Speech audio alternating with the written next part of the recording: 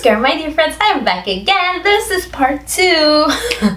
Last time I talked about my first encounter of Sadhguru's video on YouTube. And this is basically my shift from being a skeptic to become a devout, filled with so much devotion and love and grace. I never really explained how skeptical I was in the past, but basically I never really believed in anything until it was logical. So when I was a cradled Catholic, I did things because my parents told me so, and then I started questioning life because the things that were making me happy were not making me happy. So, I never really just believe in things. I always had to question.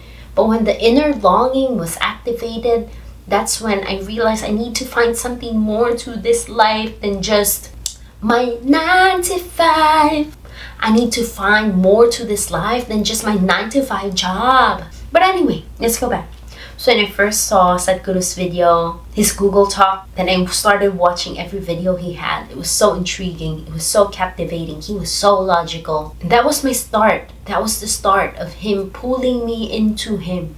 Pulling me into his grace. And I think I watched a lot of videos in the 3 months I was at home taking care of my baby during maternity leave. Just imagine how much videos I watched. Then the wanting and the longing to visit the ashram started firing up. I started some free sadhanas, the free yoga practices on the app.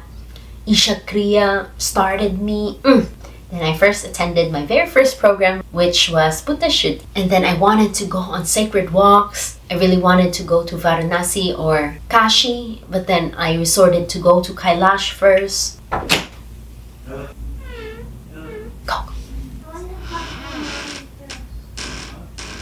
Okay, come here, love. Come here. Hug me. I want a hug. Hug. Thank you. I just wanted a big hug and kiss. Okay. I love you. Thank you. Please close the door, okay? Okay. Thank you, my love. Why this could open so well while I open it. It's okay. We'll close it first because there's a lot of noise outside. Thank you. Okay, please close and then I'll be outside soon, okay? Okay. Thank you, my love. Why can't I go in? No, because I'm recording. After I'm done, I'm gonna come out, okay? Okay. Thank you, love. Okay. Close. Thank you. Quick intermission with my daughter. And so I attended program after program after program, whatever my time allowed, whatever my my bank account allowed. And the longing to be in Sadhguru's Gurukulam was also a fire that had burned in me, still is burning, maybe one day. And from that video to right now, the fire, the longing to know more, to be more capable, to be enlightened, to be with Sadhguru, just keeps burning and burning and burning. But see, I think the transformation, the ignition of this longing was the experiencing of something so profound at the right time. Because my first experience when I was 18, that was so profound, I think was not at the right time. But this time it happened in its right time, right timing, and the fire has never stopped burning.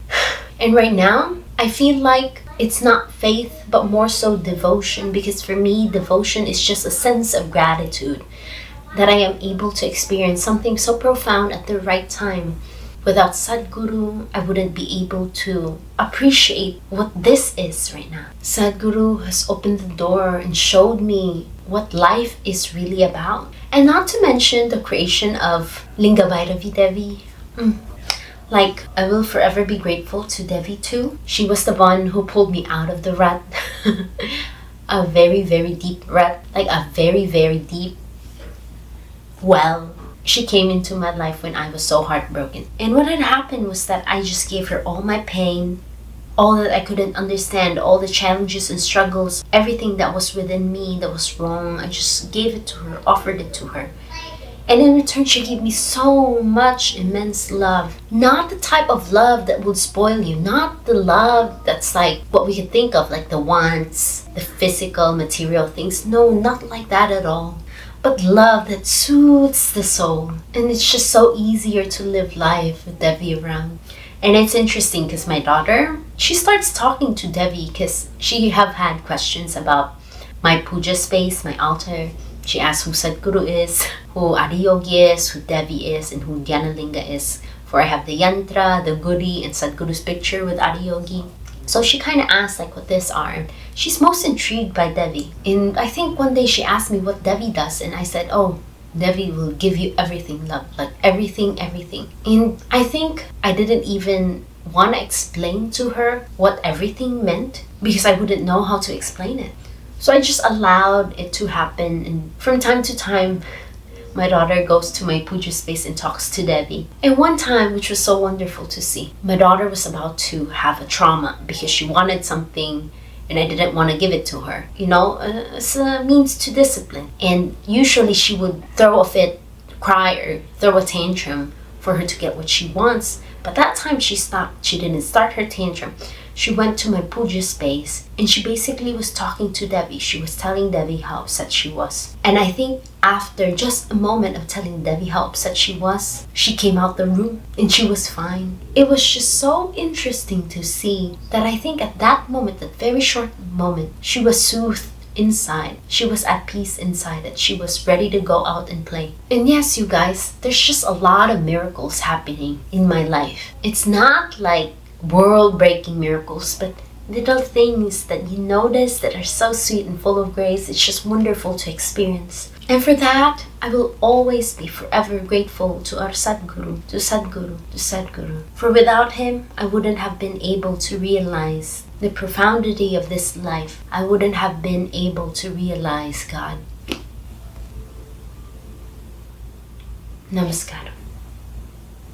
So yes, guys, I poured all my heart out for these 2 episodes. I wanted to share that with you because I don't know where life's taking me, but it's just a lot of intensity. And the journey has been wonderful and challenging, but so wonderful. And I wanted to share that with you.